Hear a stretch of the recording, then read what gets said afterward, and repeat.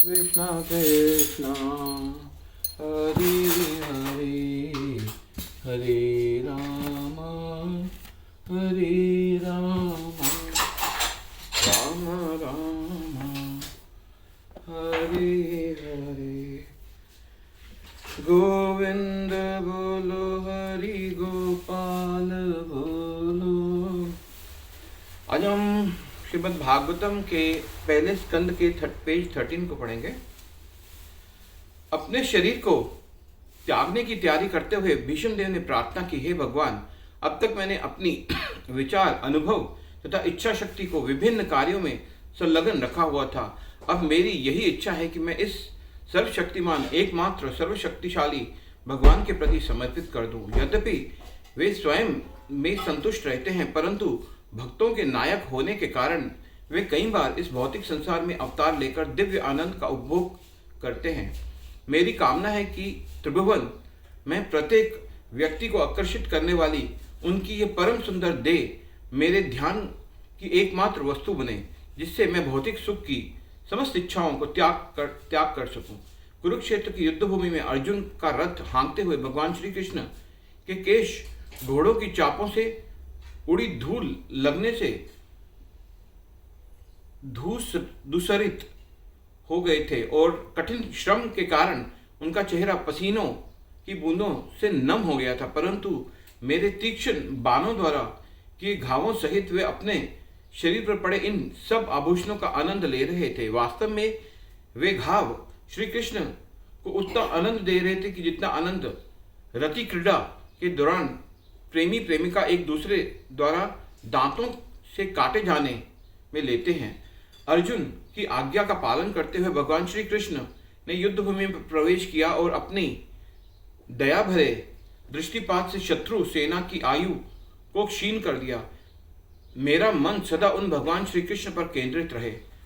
मेरी प्रतिज्ञा पूरी करने के लिए भगवान ने स्वयं अपनी प्रतिज्ञा तोड़ दी।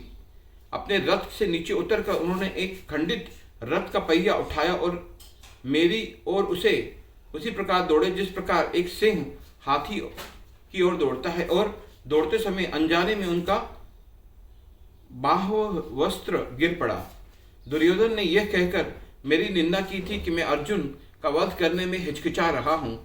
इस अपमान को न सह सकने के कारण मैंने अगले दिन युद्धभूमि में 5 पांडवों का वध करने की प्रतिज्ञा ले ली और इस कार्य के लिए 5 विशेष बाणों को चुनकर अलग रख दिया। परंतु दुर्योधन को संदेह बना रहा कि कहीं अगले दिन तक मैं अपना निर्णय न बदल लूं, इसलिए वे उन 5 बाणों को अपने साथ ले गया, जिससे अगले दिन युद्धभूमि में मुझे इस प्रतिज्ञा का स्मरण करवा सके।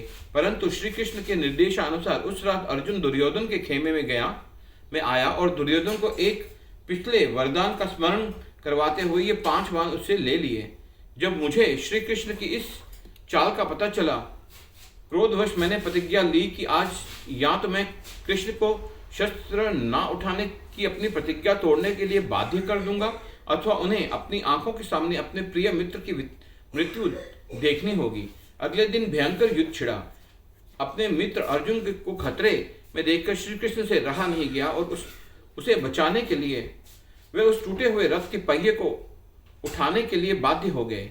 श्री कृष्ण के रथ पर होते हुए अर्जुन के वध की कोई संभावना नहीं थी, परंतु चूंकि मैंने अपनी प्रतिज्ञा तोड़ने की प्रतिज्ञा ली थी, इसलिए मेरी प्रतिज्ञा को पूरा करने के लिए उन्होंने वैसी परिस्थिति का निर्माण किया। यद्यपि मेरे तीक्ष्ण बाणों ने श्री कृष्ण के शरीर पर अनेक घाव किए थे और उनके शरीर उन घावों से बहते रक्त से सना था, परंतु वे मेरे वीरता भरे कारनामों से अत्यंत प्रसन्न थे।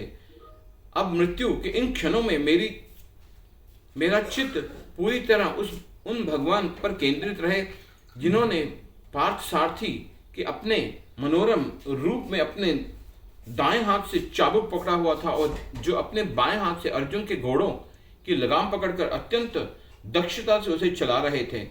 मैं महाराज युधिष्ठिर के उस राजसूय यज्ञ में उपस्थित था जिसमें भगवान श्री कृष्ण की अग्र पूजा के लिए चुना गया था।